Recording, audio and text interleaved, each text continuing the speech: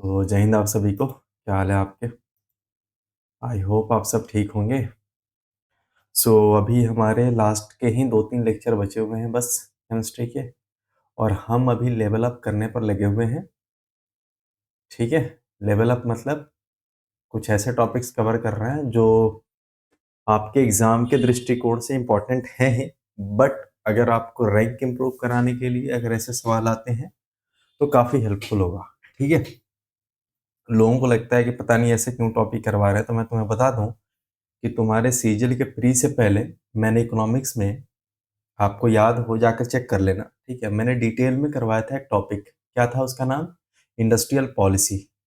कहीं पर भी किसी ने भी डिटेल में कवर नहीं कराया था, मैंने कराया था। मैं कोई अंतर्यामी नहीं हूँ, बट वो एक एक्सपीरियंस है, वो एक एनर्जी है जिससे पता लगता है कि कौन-सा टॉपिक पूछा जा सकता है। नहीं पूछा गया इसका मतलब ये नहीं कि मैं पागल हूँ, कुछ भी पढ़ाना शुरू कर दूँ। अनंत टॉपिक पड़े हुए हैं, ठीक है?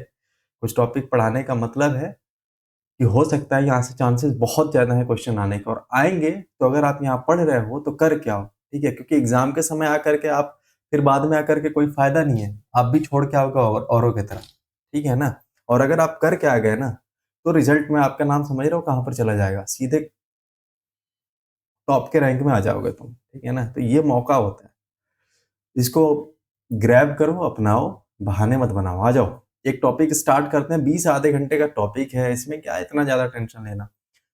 टॉपिक का नाम है थर्मोडायनेमिक्स, ठीक है? बहुत शॉर्ट टॉपिक है लेकिन बहुत काम का टॉपिक है। यहाँ से क्वेश्चंस पूछ लिए जाते हैं तुम्हारे एग्जाम्स में। देखो, अगर हम बात करें थर्मोडायनेमिक्स की, तो टॉपिक छोड़ दो, सीधे आ जाते हैं यहाँ पर कि सर थर्मोडायनेमिक्स क्या होता है, ये सब नहीं जानना है तुम्हें। यहाँ आ जाओ, एक-एक करके जो चीज़ें मैं बता रहा हूँ वो सुनो। यूनिवर्स के बारे में तुम जानते हो? नहीं जानते। ब्रह्मांड का नाम सुना है? पूरी दुनिया, ठीक है? तो पूरी दुनिया जहाँ पर बसी हुई है वो ब्रह्मांड है, ठीक है? अब इस ब्रह्मांड को 2 चीज़ों में बाँटा जा सकता है, 2 टुकड़ों में बाँटा जा सकता है। एक तो सिस्टम और दूसरा सराउंडिंग। क्या है सर सिस्टम और सराउंडिंग? तो समझने के लिए अगर मैं तुम्हें बता दूँ, तो सिस्टम वो चीज़ है जिसके बारे में तुम बात कर रहे हो। कोई एक चीज़ पकड़ लो, कुछ भी, तुम्हें ही पकड़ लेता हूँ मैं, मान लो ये तुम हो गए, ठीक है? अगर मैं तुम्हारे बारे में चर्चा कर रहा हूँ, तुम्हारे डिटेल निकाल रहा हूँ, तो तुम सिस्टम हो गए। और जो भी तुम्हारे आस-पास की चीज़ें हैं ना, चाहे तुम्हारा घर, परिवार, तुम जहाँ खड़े हो उसके आस-पास हवा, पानी, कुर्सी, ज़मीन, आसमान, ये सब तुम्हारे सराउंडिंग हो गए, तुम्हारे चारों तरफ जो रह रहे हैं, ठीक है?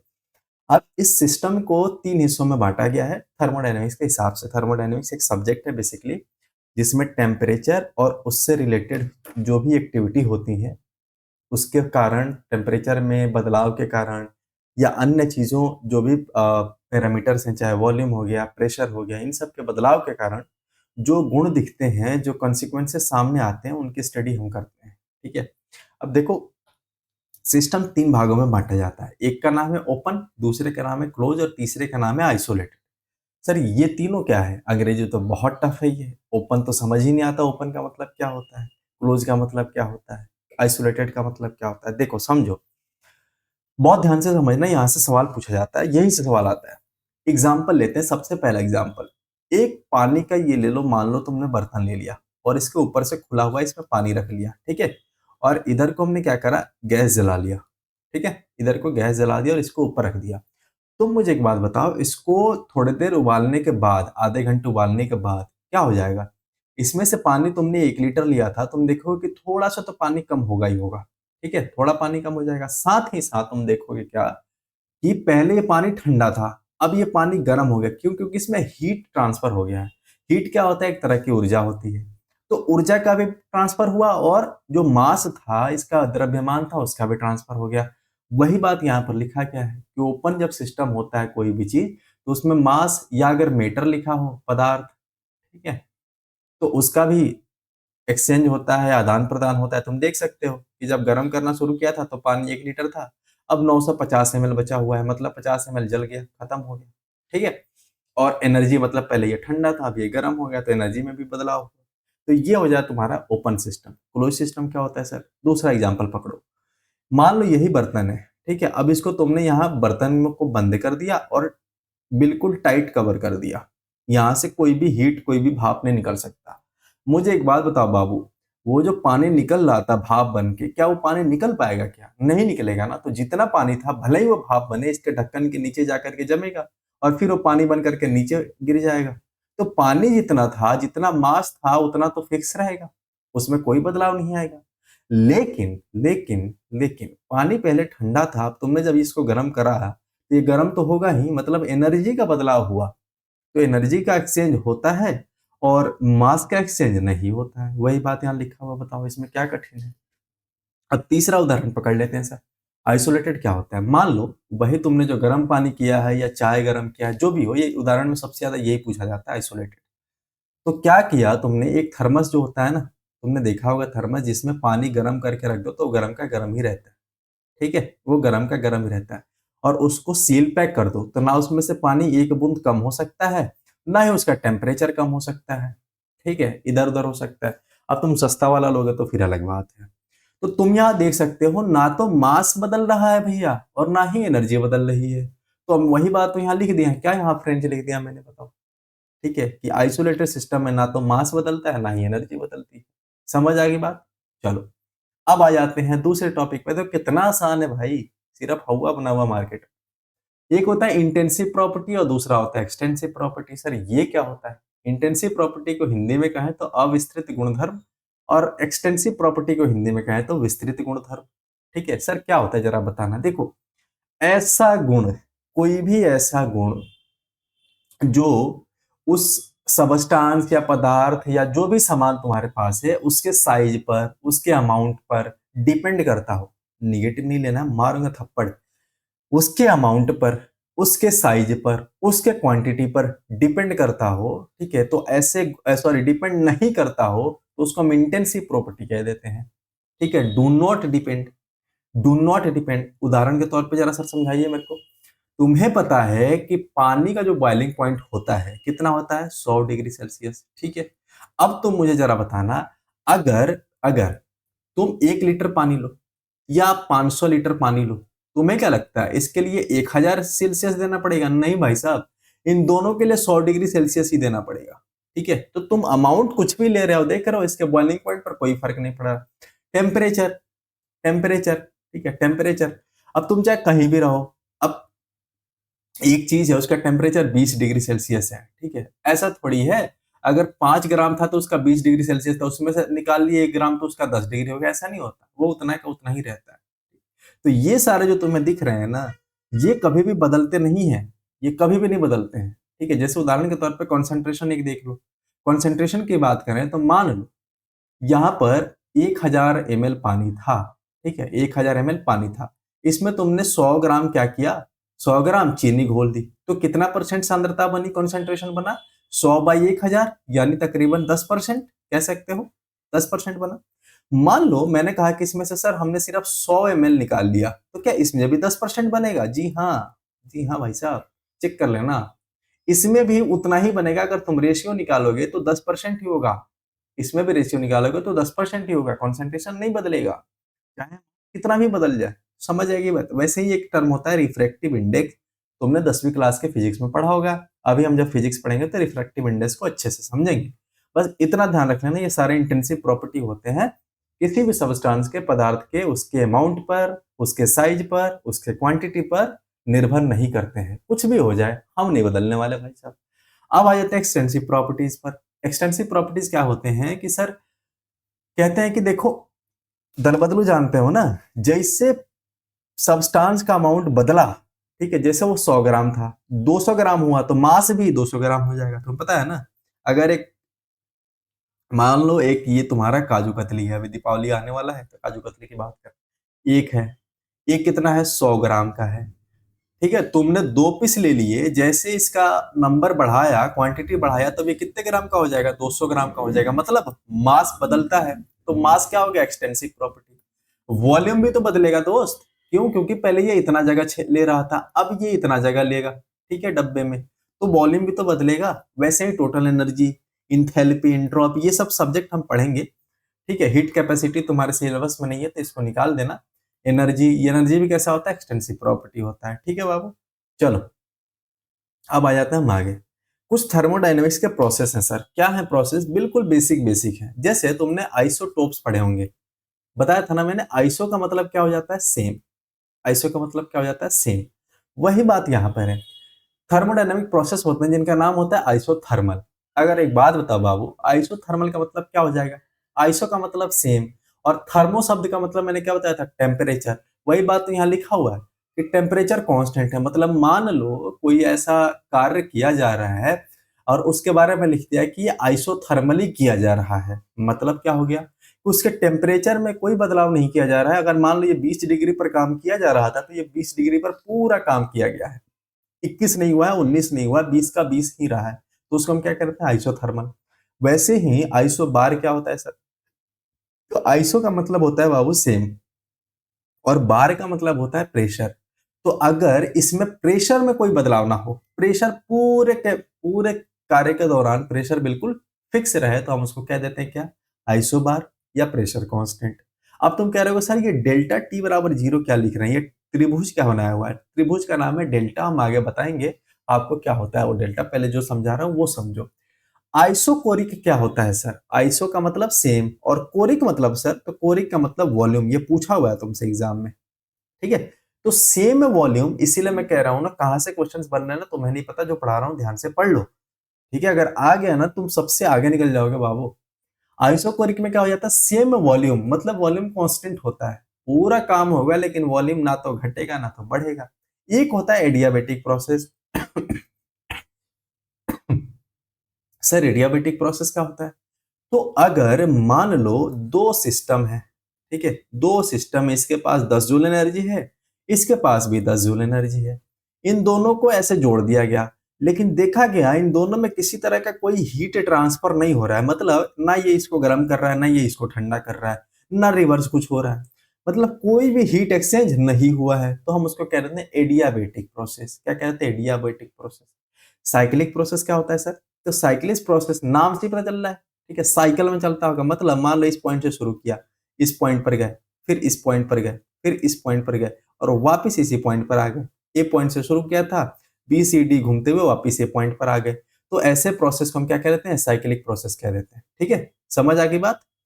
चलो, अब कहोगे सर ये डेल्टा टी क्या लिखा? पहले तो सर ये त्रिभुज का मतलब बताओ। देखो त्रिभुज का मतलब होता है डेल्टा, ठीक है। अब डेल्टा का मतलब क्या हो जाता है? डेल्टा का मतलब होता है डिफरेंस। क्या हो जाता है? मतलब डिफरेंस, ठीक है। कैसा डिफरेंस सर? तो मान लो पहले जब हमने काम शुरू किया तो उस समय टेम्परेचर हो 20 डिग्री, ठीक है, T1। और मान लो बाद में टेम्परेचर हो गया T2, तो T2 कितना है? 30 डिग्री। तो इन दोनों के बीच का जब तुम अंतर निकालोगे तो उसको हम लिख देते हैं डेल्टा टी, ठीक है। डेल्टा टी बराबर होता है T2 माइनस T1। कितना हो जाएगा? 10। तो यहां देख रहे हो ये 10 कब आ रहा है? जब टेम्परेचर बदल रहा है।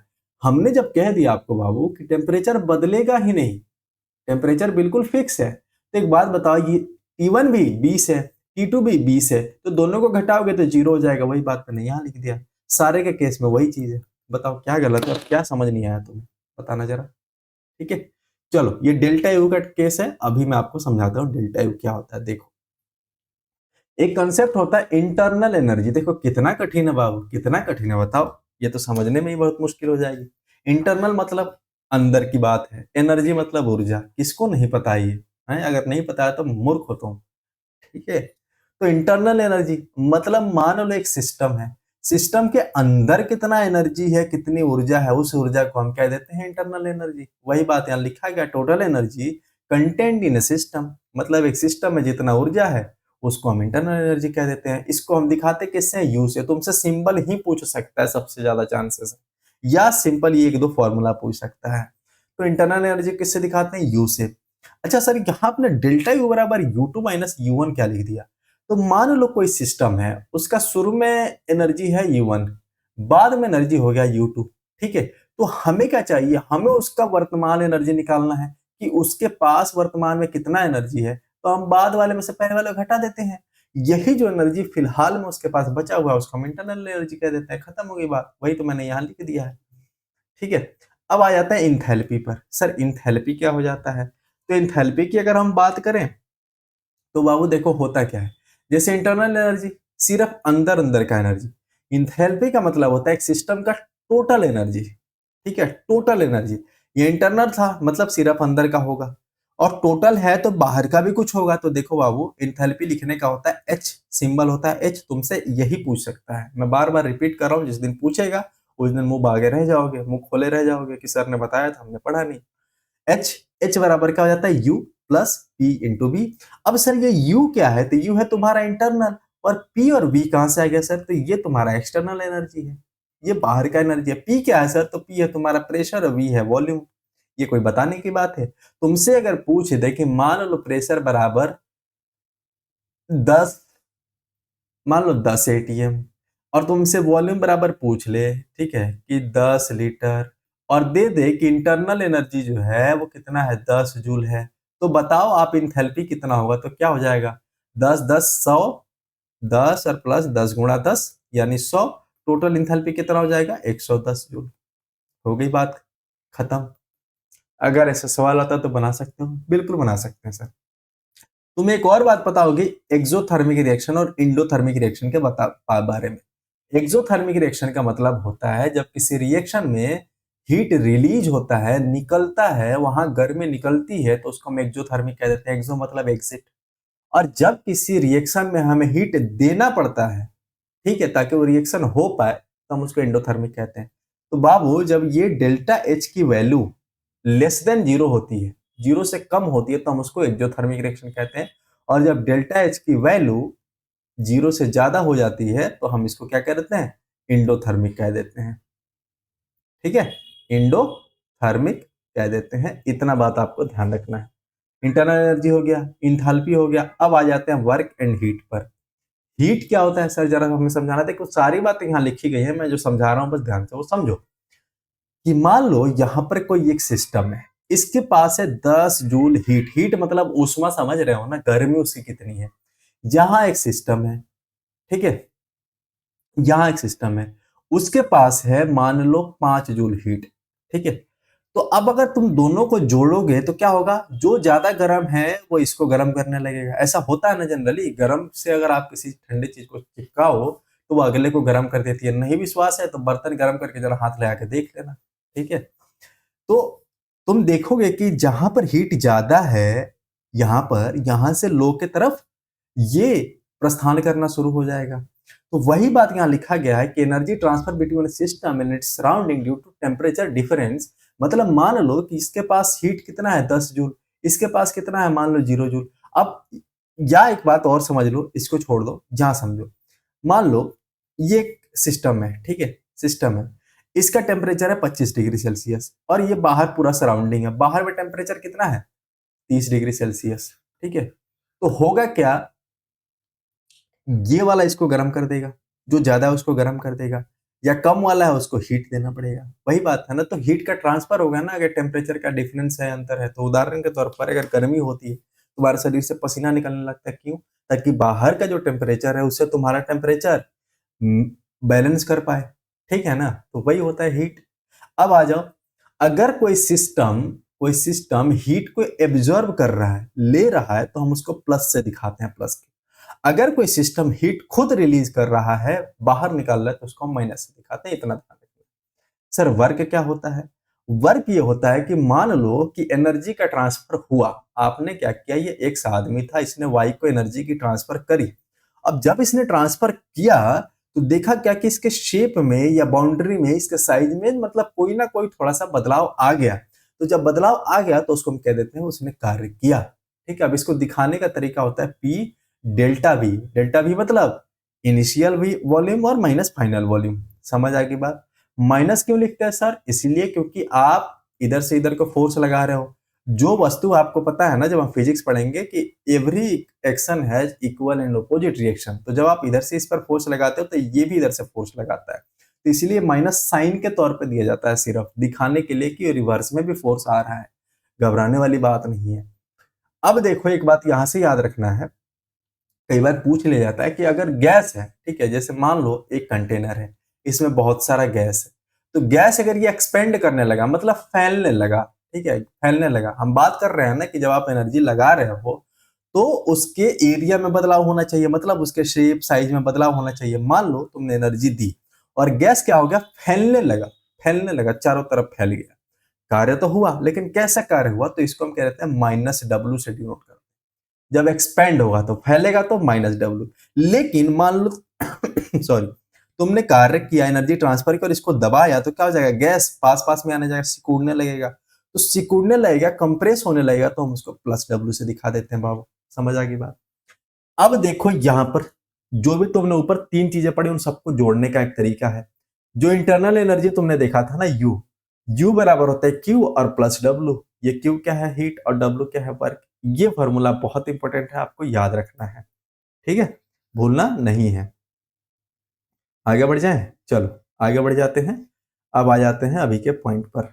एक अगला पॉइंट देख लेते हैं, जैसे उदाहरण के तौर पर अगला टॉपिक है एक्सोथर्मिक और एंडोथर्मिक रिएक्शन। इसमें तो कुछ है ही नहीं। एक्सोथर्मिक मैंने बता दिया कि जब आप कोई भी रिएक्शन करते हो और उसमें से हीट निकलता है, ठीक है, तो उसको हम एक्सोथर्मिक कह देते हैं। उसका कंडीशन होता है डेल्टा एच 0 से कम होना चाहिए।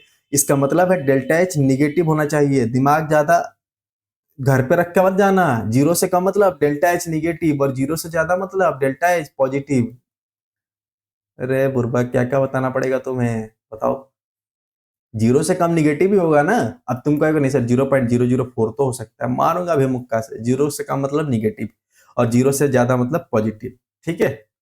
चलो अब आ जाते हैं लॉज ऑफ थर्मोडायनेमिक्स पर। सर इसके क्या क्या लॉ हैं, जरा देखना एक एक करके। सबसे पहला लॉ एक एक करके मैं समझाते चलता हूं, समझना। मान लो ये तीन सिस्टम है।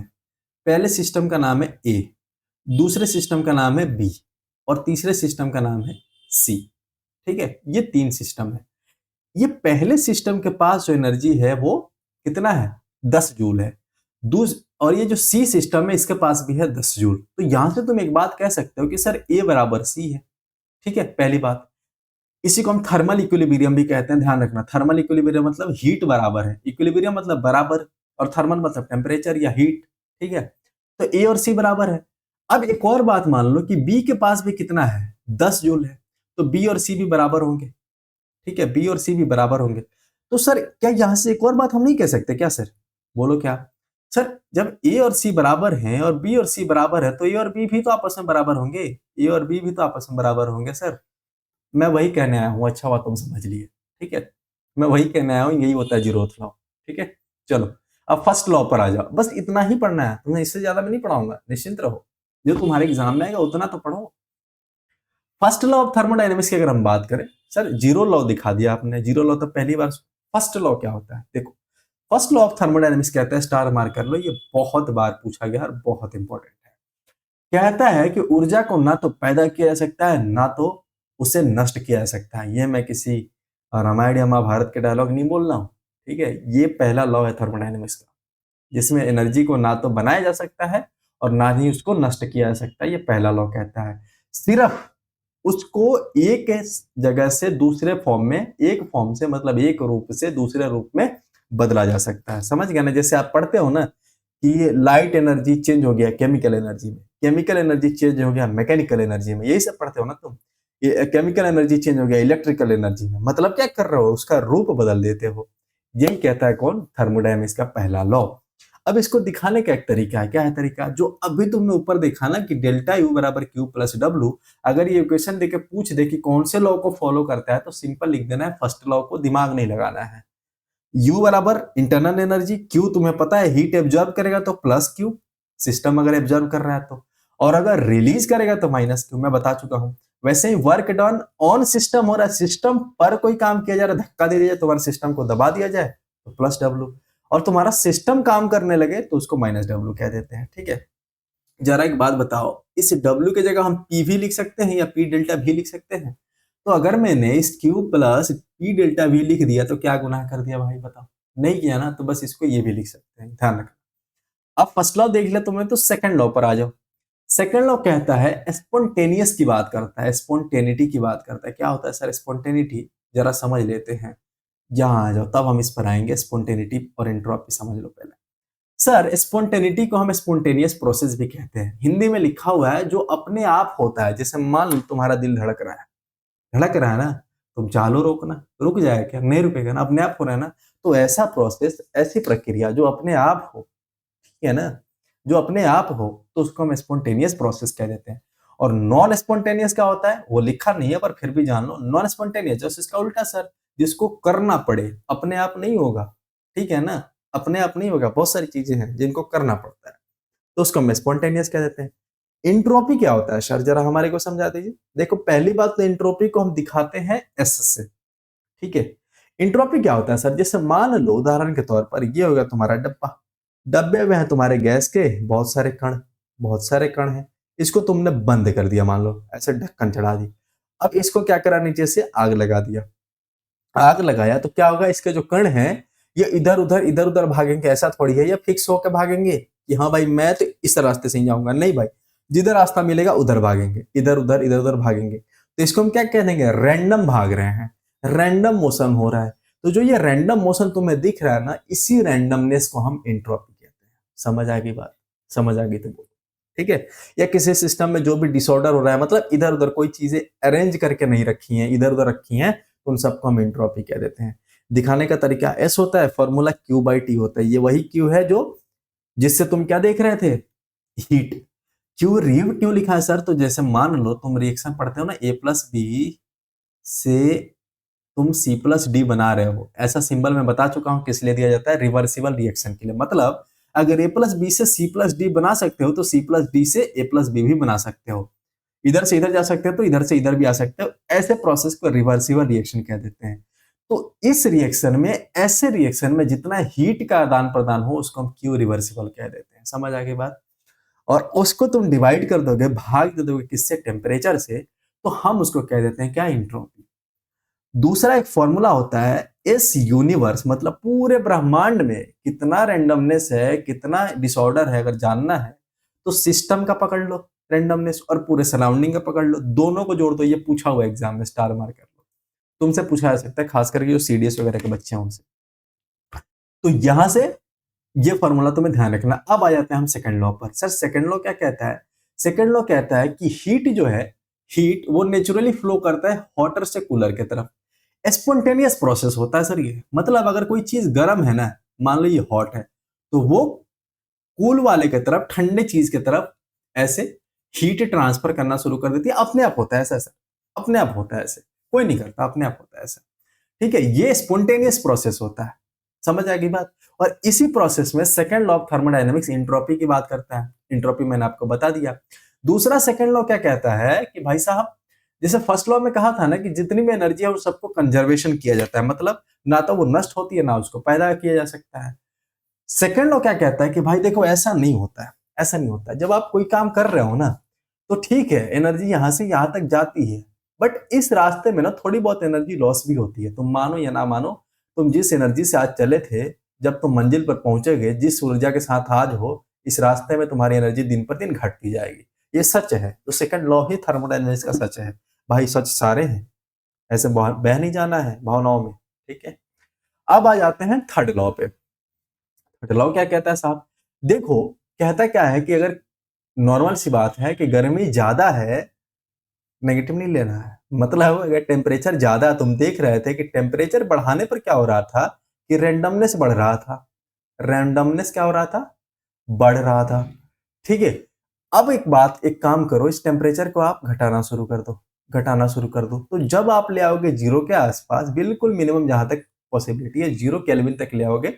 0 केल्विन यानी -273 सेल्सियस, -273.15 डिग्री सेल्सियस, ठीक है। ये जो टेम्परेचर है, जब आप यहां पर ले आते हो ना, तो जितने जो कण है ना, जिनके वो गर्मी थी और इधर उधर भाग रहे थे, वो सारे स्थिर बैठ जाते हैं, स्थिर बैठ जाते हैं, कोई मोशन नहीं होता। अब जरा बात बताओ, इनमें जब मोशन होगा ही नहीं तो इंट्रोपी जो होगी, एस जो होगा वो जीरो हो जाएगा। वही बात कौन कहता है, वही बात कहता है थर्ड थर्मोडायनेमिक्स का लॉ। वो सारी बातें यहाँ लिखी हुई है, आप देख लेना, ठीक है। चलो स्पॉन्टेनिटी बता दी। अब आ जाते हैं, इन सारे पूरे टॉपिक का एक सार है, कौन है sir, Gibbs free energy. Sir क्या है ये, नाम से पता चल रहा है गिब्स ने दिया होगा इसको। हाँ सर, गिब्स में ही दिया था। तो गिब्स फ्री एनर्जी की अगर हम बात करें, तो ये क्या कहता है कि देखो तुम्हारे पास बहुत सारा एनर्जी है, ठीक है, बहुत सारा एनर्जी, लेकिन सारा तुम पढ़ाई पर थोड़ी लगाते हो। कुछ रील देखने पर लगा देते हो, कुछ इधर उधर घूमने में लगा देते हो, कुछ खाने पीने में लगा देते हो। लेकिन तुम्हारे पास मान लो 1000 जूल एनर्जी है, ठीक है। 500 जूल क्या किया तुमने, रील में लगा दिया, इतना तो लगा ही देते हो। 200 यूनिट क्या करा, 200 जूल क्या किया तुमने, घूमने फिरने में लगा दिया। 100 यूनिट क्या किया तुमने, खाने पीने में लगा दिया। 100 यूनिट क्या किया तुमने, सोने में लगा दिया, ठीक है। 50 यूनिट क्या किया तुमने? अपने जीवन के काम में लगा दिया। 25 यूनिट क्या किया? और भी चीजों में लगा दी। बच गया कितना? 25 यूनिट। 25 यूनिट तुमने लगाई पढ़ाई में 1000 में से। तो ये बताओ ये कितनी यूनिट है जो तुम काम में ले रहे हो? वो 25 यूनिट है। ठीक है, जो तुम्हारे यूजफुल काम में आ रहा है और जो खाना बनाने वगैरह के लिए तुम इस्तेमाल कर रहे हो वो।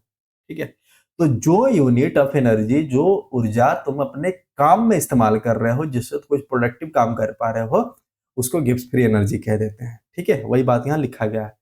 कब होता है सर ये? जब टेम्परेचर और प्रेशर दोनों क्या हो? कांस्टेंट हो, फिक्स हो। इसको दिखाने का एक तरीका होता है सर, जितने ऊपर में फॉर्मूला पढ़े उन सबको यहाँ जोड़ दिया गया। कैसे? जी मतलब गिब्स एनर्जी, एच मतलब इंथाल्पी जो तुमने पढ़ा, H minus T delta S. ठीक है, H minus T delta S. समझ गई बात आप? तो यह आपको ध्यान रखना है, इतना ही आपको ध्यान रखना है। और अगर डेल्टा जी जो होता है, डेल्टा जी अगर मोर देन जीरो हो तो स्पॉन्टेनियस प्रोसेस हो जाता है, और डेल्टा जी जो है बराबर जीरो है तो क्या हो जाता है? ये इक्विलिब्रियम हो जाता है। और delta G less than zero हो तो नॉन स्पॉन्टेनियस प्रोसेस हो जाता है। ये भी आपको ध्यान रखना है। ठीक है, आगे बात समझ? हाँ, उल्टा लिख दिया मैंने, इसको थोड़ा सा ध्यान रखना। डेल्टा जी जब लेस देन जीरो हो तो स्पॉन्टेनियस, डेल्टा जी जब मोर देन जीरो हो तो नॉन स्पॉन्टेनियस। ठीक है, डेल्टा जी जब मोर देन जीरो हो तो नॉन स्पॉन्टेनियस प्रोसेस होता है बाबू। बस इतना हो गया आज के लिए काफी।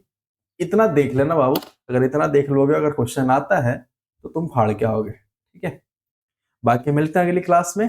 सो मोस्ट प्रोबेबली वो हमारी लास्ट क्लास होगी केमिस्ट्री की। उसके अलावा एक क्लास और हम करेंगे जिसमें सेपरेटली क्या करेंगे, जितने थ्योरीज प्रिंसिपल, ठीक है, तुम्हारे थ्योरीज प्रिंसिपल मॉडल जो भी हैं तुम्हारे लिए इंपॉर्टेंट, उन सब के साइंटिस्ट के नाम, उनका ईयर, और एक दो चार लाइन में ओवरव्यू। ठीक है, जो हम पढ़ चुके हैं ऑलरेडी, वो सारी चीजें एक साथ जमा करके लिख लेंगे, क्योंकि सीजीएल टीयर 2 में वहां से क्वेश्चन आएगा ही आएगा। वो वीडियो बहुत खास होगी, और उसमें साथ साथ जो डिस्कवरी हुई है केमिस्ट्री में वो भी हम एक पेज में कवर कर लेंगे। ठीक है, तो बस 2 क्लासेस मान के चलो हमारी केमिस्ट्री के बची हैं, फिर हम फिजिक्स से स्टार्ट करेंगे।